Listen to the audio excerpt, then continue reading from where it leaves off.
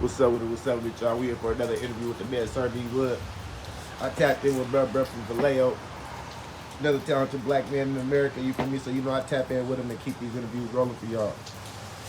Right off the back, the first thing I seen when I got to your page, bro, was God first.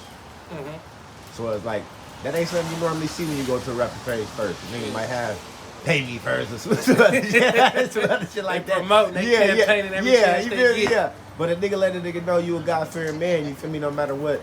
You feel me, you put God first in your life. So how did you, more than anything, how did you come to that point in your life where you wanted to make sure you wanted to be a God-fearing man no matter what? And I was raised with my granny, man, so she pushed religion on us. She wasn't a big church goer. She took us to church here and there. She tried her best with the church going, but she always like put God first. And she just, certain things used to happen and she'd be like, if we just running low on something or if we stretching forward to something, conversations, God, don't worry about it, God got us, or, you know what I'm saying? So it was just installed in me growing up in the household with her, like, God, what I mean? I did research on my own through situations I done been through, you know what I'm saying? And just, keep my faith. It's a high power, so keep my faith in that. And I really believe that, like, everything happened for a reason, but if you got faith and you take the time out and send your prayers up and you just have patience with it and meet them halfway, man, he gonna walk with you. So it always been a thing of mine, and I've been through some shit that is unbelievable. Like, and I'm like, damn, that was God. Like, every street nigga story that you possibly heard, I done damn near been in. And I'm like, damn, God at me. And I was in it so deep to where she had to sit me down and was like, boy, God got his hand on you, boy, because you surviving some shit. You a crazy motherfucker, and you be sliding through some cracks and some shit. You gotta understand, my granny done been through everything with me. Juvenile hall, all the way to county. I didn't make it to the pen, but I've been going to trials since juvenile hall, so she used to sit in the motherfuckers, take me to court every day. What's up, big breath? And she used to just be like, damn, boy, like, she hearing the charges like, boy, you wild to the motherfucker. You know what I'm saying? So she, like, every time, like, even since my shit, just let me know, like God got his hand on you, like, whatever his plan is, I don't know, but I don't see how she old. She done seen hella shit. She done seen some people not make it through some of the shit I done been through, so she always instilled that in me. Did research on my own and just, What would you say? What would you say at your point? Would you ever say you came to a point in your life where you felt like you was a little bit too deep in the street shit? Too deep? Yeah.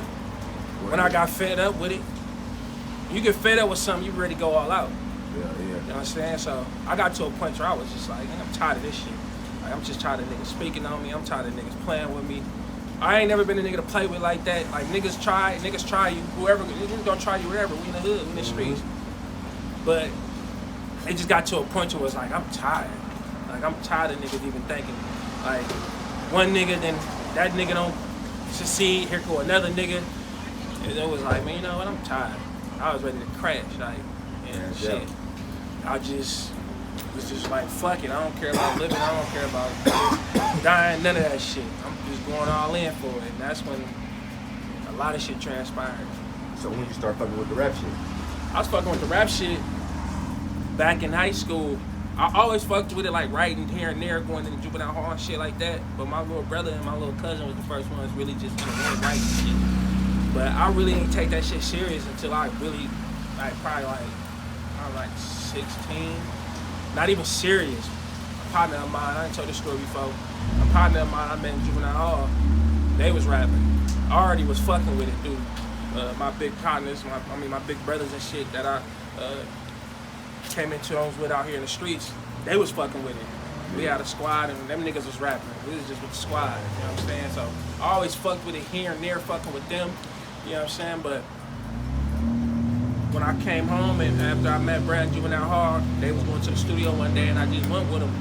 And I gassed it and they was like, nigga, you wrong. But not knowing, like, Yeah. I was already fucking with it because, nigga, the squad already had that shit going on. Recipes of Papaya, that was the nigga that's from the hood that was already fucking with it, you know what I mean? Ice Mees, he from Fairfield, he was fucking with it then. Dex, Fairfield, He was fucking with it then. Taji, they was all fucking with that shit. And I was just part of the squad. You know how we rockin' when we young. And then after I fucked with it with them, I just fucked with it for a minute.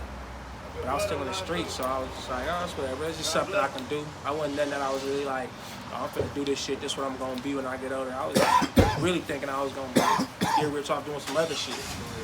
Yeah. And after that, I just went through some shit. Got into it with the law here in Vallejo and came home and was just like, fuck it, I ain't got nothing else to do. I'm a 2-time felon, I can't get a job like that for real, so fuck it, I'm gonna just rap and just stick to that shit. I just took it serious from there. And so I'm on your page. You on stage with Plies, nigga.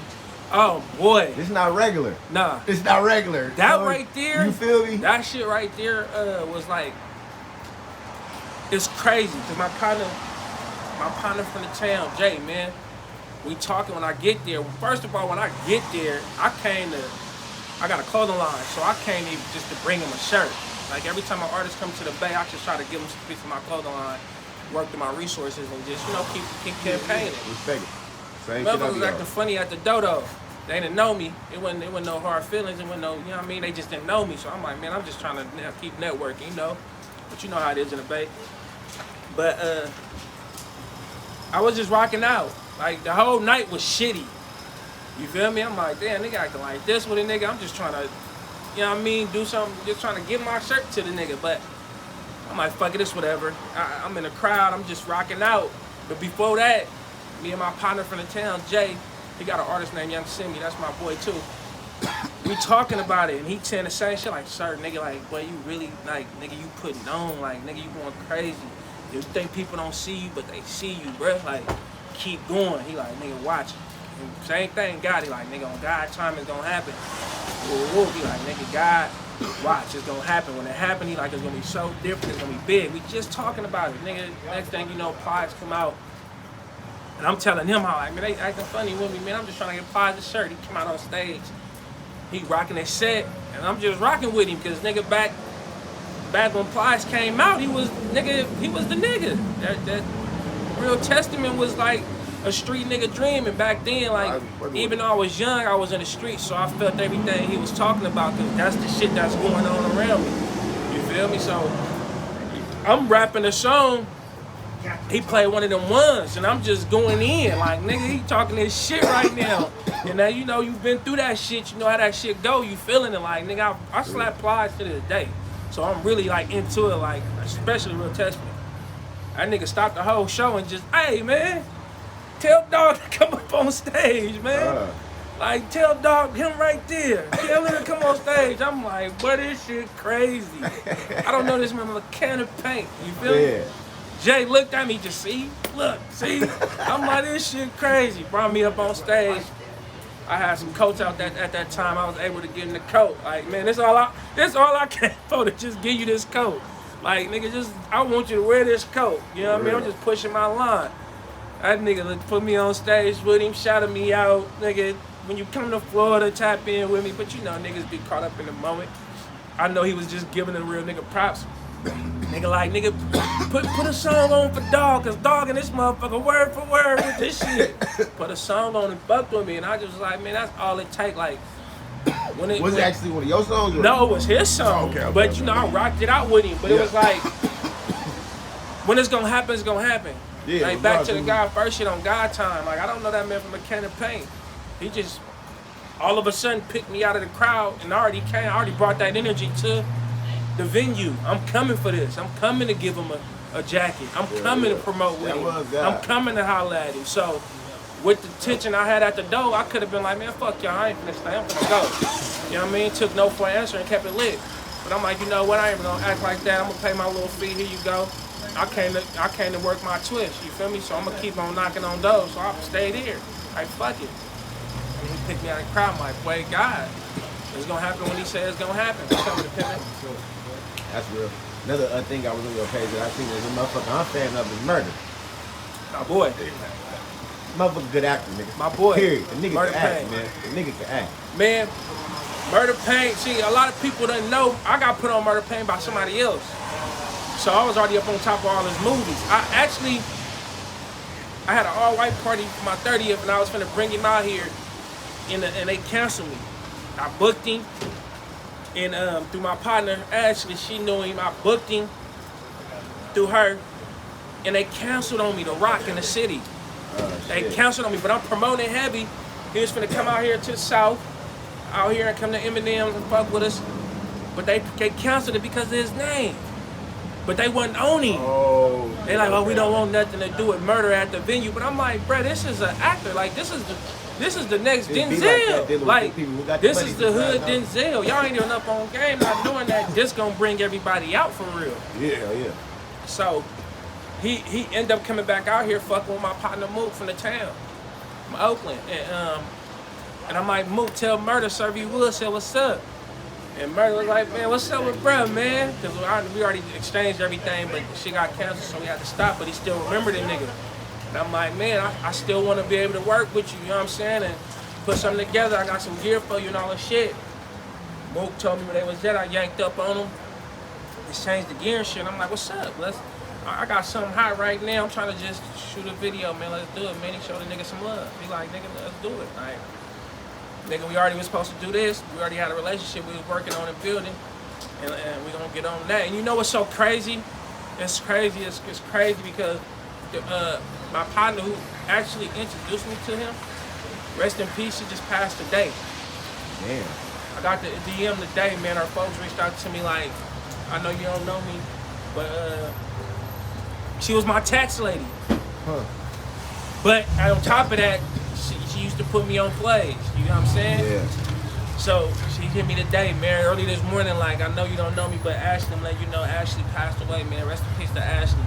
He was like, she used to talk about you all the time. Like, she was just admired by how you grind and you always supported everything you did. And she passed away. And I'm like, that's crazy, because I just hit her because tax season coming up.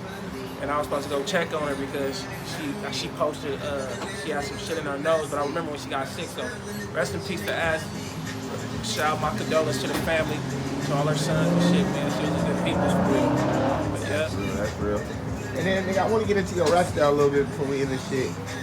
Your style, bro, I'm slapping your shit over here. I slapped 2 full projects. I didn't hit skip one time. Okay. And that's on God. I appreciate it. You feel me? And so, I'm listening to it. You feel me? You give a nigga, like, you make real music. Yeah. You make real music. Like, your hooks, you come up with shit that makes sense. Right. Your delivery, it all add up. You feel me? So, Yeah. what's your creative process when you go in and do your shit? Man, I just really, it's this right here, man. Like, being in touch with my people out here still.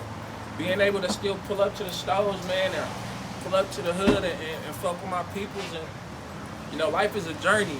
And it's crazy because, right on, Brody, life is a journey, man. And who told me that? Rest in peace to Jack. He told me that in the studio before, like, I asked him a question, you know, you always ask a legend, like, what should I do as an artist coming up? Tell me, life a journey.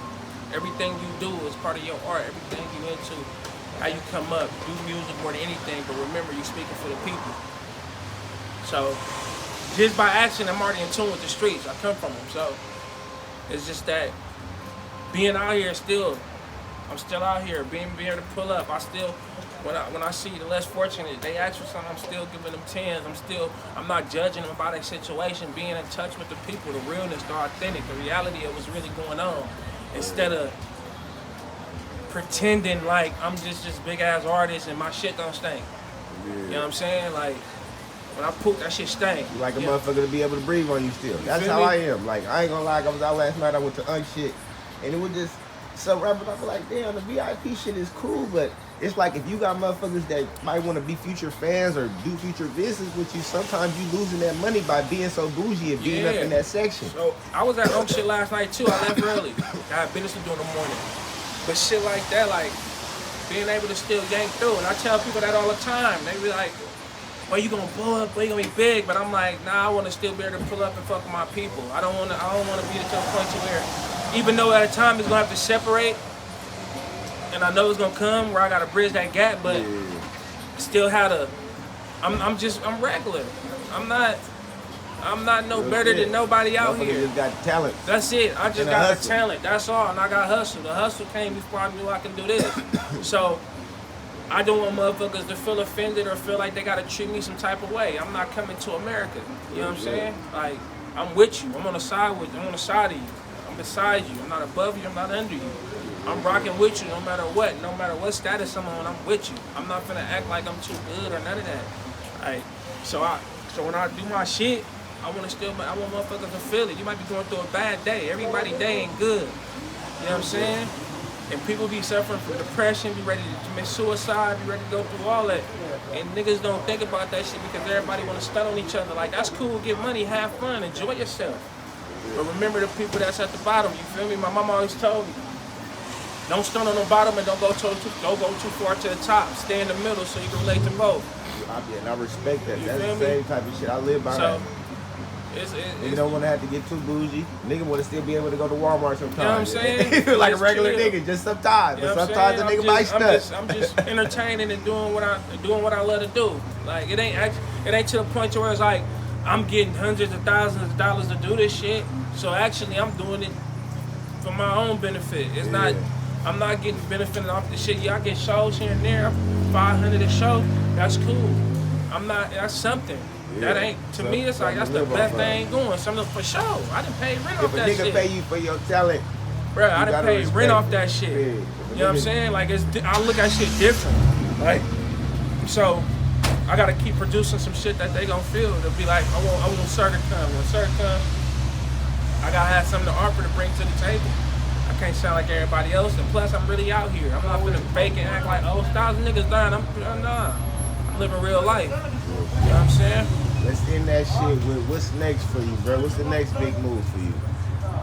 What you got up your sleeve? I got something up my sleeve, man, but I can't put it out there. People be praying on your downfall, but I got something that's in the works right now. Right now, I'm just working. I'm still in the lab. My 18th project finna drop.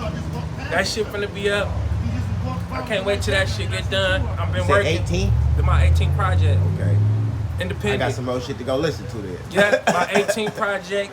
I've been working, stand on it, finna pick the right songs out of that to put out. But I do got something big. People been asking me about the clothes, but I got something big that's coming. I'm just waiting for everything to line up. I don't want to just say this because, you know, shit be happening. So I'd rather just wait till it's done and then present it to the world. Real shit. I respect it. So we don't get out of here with that one, man. Make sure y'all tap in with bruh. Make sure y'all listen to his music. And make sure y'all motherfucking stay tuned in for what's coming next. Definitely.